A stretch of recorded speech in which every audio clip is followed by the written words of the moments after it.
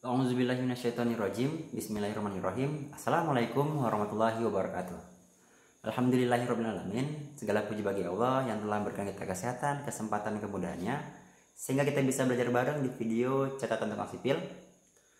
Salawat dan salam kita sajikan kepada baginda besar Nabi Muhammad Shallallahu Alaihi Wasallam, karena berkat beliaulah yang telah membawa kita dari alam jahiliyah ke alam yang penuh dengan pengetahuan sampai saat ini. Seperti biasa teman-teman, sebelum kita mulai pembelajaran dan pembahasan soal, ada baiknya kita berdoa dulu menurut kepercayaan masing-masing agar pembahasan dan pembelajaran kita memiliki banyak keberkahan di dalamnya. A'udzubillahiminasyaitonirrajim. Bismillahirrahmanirrahim. Rabbi shrahli sadri wa yassir li amri wahlul 'uqdatam min lisani yafqahu qawli. Rabbi zidni ilman warzuqni fahman. Amin. Nah, untuk pertanyaan yang ke-18 ini dia. Yaitu pertanyaannya, apa yang terjadi jika kolom antar lantai terlalu panjang dan pendek? Kita ulangin pertanyaannya, apa yang terjadi jika kolom antar lantai atau antar tingkat terlalu panjang dan terlalu pendek? Itu dia, atau terlalu tinggi dan terlalu pendek. Tuh. Sekarang pertanyaannya, jawabannya tuh, kita buat analogi. Ini sering terjadi di beberapa tempat dan jarang ya. Jadi sering, ada bagian sering sih, kita perhatiin. Jadi seperti ini contohnya. Kalau diperhatikan, ini dia. Jadi kalau nampak di sini, ya ini dia. Jadi ini kita bilang adalah sebuah portal. Nah, untuk bagian lantai pertama, ini dapat lantai ini. Lantai 1. Lantai 2, lantai 3. Oke, ini dia. Oke, nampak? Ya. Jadi, pada lantai pertama itu kolomnya pendek, kemudian lantai 2 kolomnya panjang, lantai 3 itu kolomnya pendek, lebih pendek lagi. Itu dia.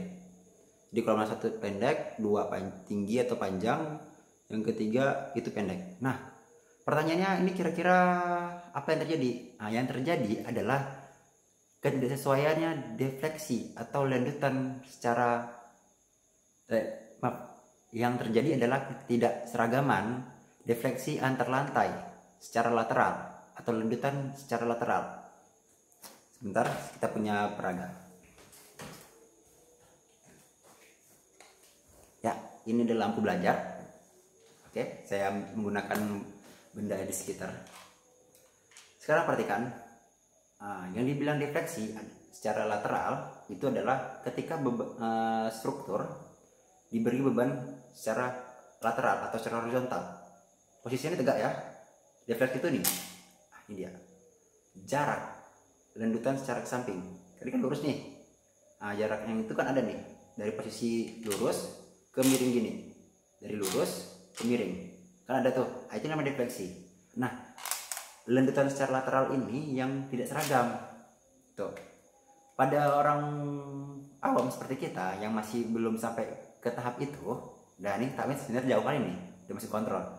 Jadi ini mungkin itu biasa aja. Padahal itu enggak, itu adalah salah satu item kontrol yang paling berwenang bilang aman. Itu dia. Jadi yang ingin kita bahas tuh, kenapa bisa berbeda bang? Ini dia jawabannya. Dikarenakan apa?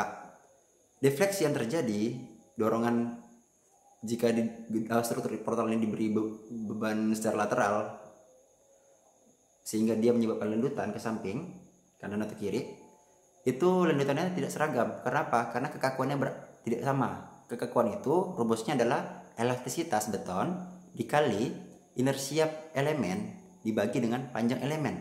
Tuh. Sekarang kita lihat. E-nya E beton. Tuh, E beton. Kemudian I inersianya, inersia dari dimensi kolomnya. Untuk dimensi kolomnya berapa? Di sini kan dimensi kolom sama, kita bilang adalah sama. Kemudian L-nya yang berbeda. Nah, di sini udah pendek, ini panjang, ini pendek, lebih pendek lagi. Kalau kita bilang di sini 5, di sini 10, di sini 3 gitu. Jadi kan nggak sama gitu.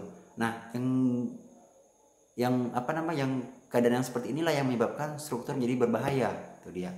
Jadi teman-teman kalau misalnya merencanakan struktur, kalau bisa tuh seragam atau makin lama makin pendek ke atas tuh, itu nggak ada masalah gitu.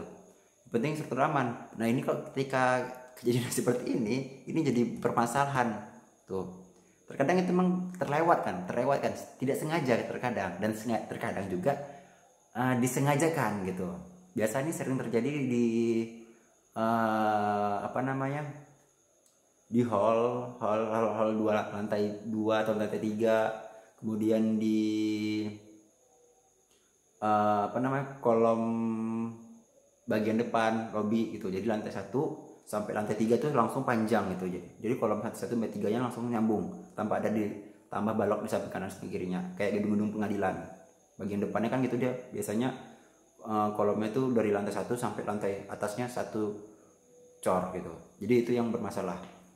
Itu dia. Jadi itulah jawaban untuk pertanyaan 18 tentang apa yang terjadi jika kolom antar lantai terlalu panjang dan pendek.